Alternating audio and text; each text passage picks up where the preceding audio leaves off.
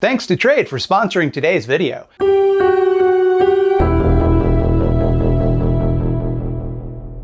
I had some very strong words for Fear Street 1994. You may remember I said some of the most exciting and controversial things you could imagine. But I don't know if Part 2, Fear Street 1978, warrants that kind of a statement. It is far more even-keeled than the first film, with a consistent tone.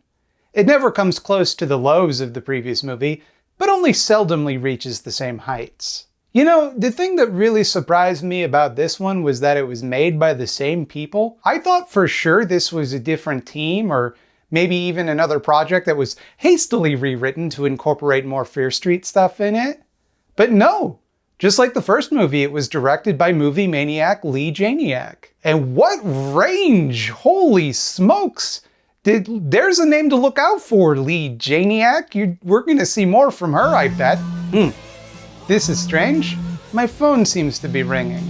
That's highly unusual, but I guess I'll answer it live on video. Bobby Duke's friend. Mildred, you gotta help me. I can't find locally roasted coffee anywhere. Why don't you just go to the grocery store, dude? First of all, it's pronounced Duke, not dude. Secondly, you know as well as I do that they have limited selection at the grocery store. Also, it's not up to my refined palate. Well, boy, Bobby, have I got the thing for you. Trade will deliver delicious, freshly roasted coffee right to your door. Trade lets you discover new coffees custom selected to your personal tastes, and then ships them to you within 24 hours of roasting. Here's how it works. Take the quiz and let Trade know what kind of coffee you like, and how you make it every morning. Select the frequency you want your coffee delivered, and Trade will send it at the peak of its freshness, straight to your door. Rate your coffee, so Trade gets to know what kind of coffee you like even better, and can keep sending you exactly what you want every time. You can get locally roasted coffee sent to you in this compostable packaging.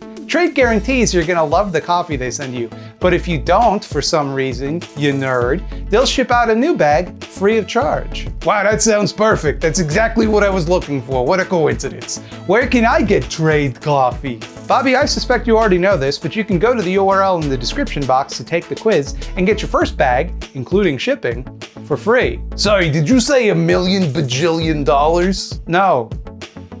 I said free, it's free. That's Trade Coffee, link in the description to get your first bag free. Where was I? Yes, the movie Fear Street 1978. This movie has a much more consistent vibe. The vibe check is on point, and it's a much more focused allusion to early Friday the 13th movies, with just a smidge of sleepaway camp for good measure. This one takes place at a summer camp that's named after Batman's pal, Camp Nightwing, where an axe murderer is going around axe murdering. But he doesn't get married to Michael Myers. Not in this one. Since most of the exposition about the witch and the rivalry between Shadyside and Sunnyvale and all that shit was gotten out of the way in Part 1, Part 2 is free to spend a little more time with its characters and flesh them out a little more. I could see younger viewers finding this one a little boring, actually. It's not until 40 minutes in that the horror part of this horror movie starts. Until then, it's just teens with issues. Teens who are upset about their dads, or whether or not it is good to do drugs. It was refreshing after the frantic, over-edited pace of Part 1 to relax a little and let this one breathe. And the time spent introducing the characters definitely pays off when they're put in danger. You definitely care more about these kids than the average victim in a slasher movie, or kill bait, as many call them. And when things do ramp up, they just get delightfully over the top, just like they did in Part 1.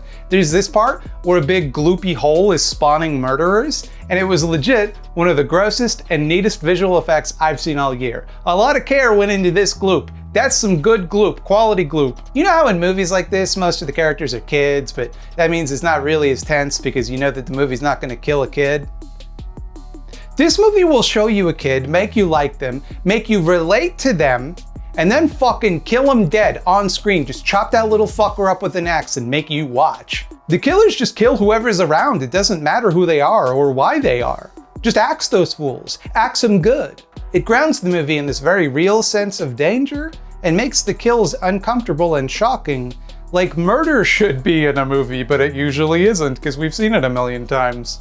A lot of people accused me of missing the subtext about the class disparity between Shadyside, the murder town where our heroes are from, and Sunnyvale, the rich sister city where all the bullies come from, in the first movie. I didn't. I picked up on it. It wasn't subtle. I just didn't comment on it because I did not find it particularly interesting. But this one centers that a bit more, using the witch's curse as a direct metaphor for the effects of poverty. The two main characters, Cindy and Ziggy, fight over their differing views on escaping Shadyside as a proxy for class mobility. Cindy believes that she can go out there into the world, get out of Shadyside, and make something of herself, while Ziggy recognizes the situation is hopeless because of a witch's curse. So in the language of the film, the person who's looking for a rational explanation is the person who refuses to accept the reality of poverty, and the superstitious one, who blames her problems on an evil witch, is the one seeing things clearly.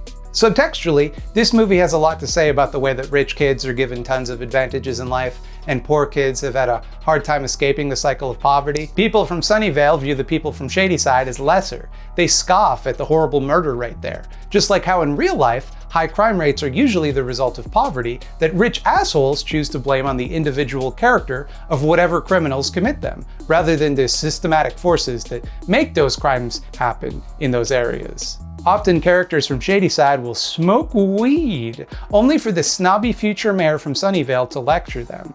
The rich kids see drugs as a moral failure and delinquent, but the poor kids see drugs as a necessary escape. Beneath the surface, it's all there. But textually, it is a fucking mess. It makes a lot of choices that muddy this message, like how the movie presents Cindy as having failed her family and community by trying to go to college. Like, I get what they're going for.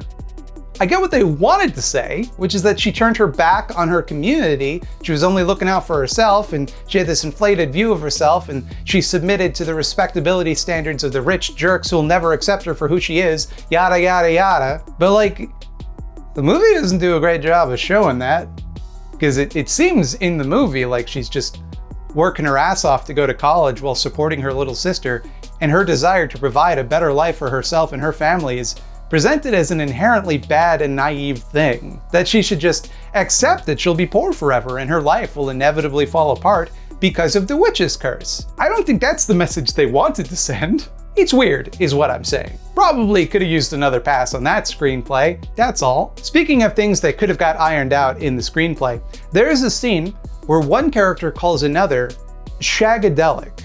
He might be dumb, but he's kinda shagadelic. He's disgusting. You're disgusting. Hey, Fear Street 1978? That's not a real term that people ever used. That's a joke from the film Austin Powers' International Man of Mystery, which the characters in the movie could not have seen because it came out in the year 1997. 19 years after the events of the film take place. I could have forgiven this oversight if the movie took place in the 60s, where Austin Powers is from, where people might understandably talk like that. But it doesn't. It takes place in the 70s. Why? Why did you use the word shagadelic in your movie? Why did you do that to me? To me personally. It might sound like I didn't like this movie, but I did. It was fine. I liked it. I liked it about as much as the first one, but I never hated it as much as I did the first one. You can watch it. You can skip it. You'll be fine either way.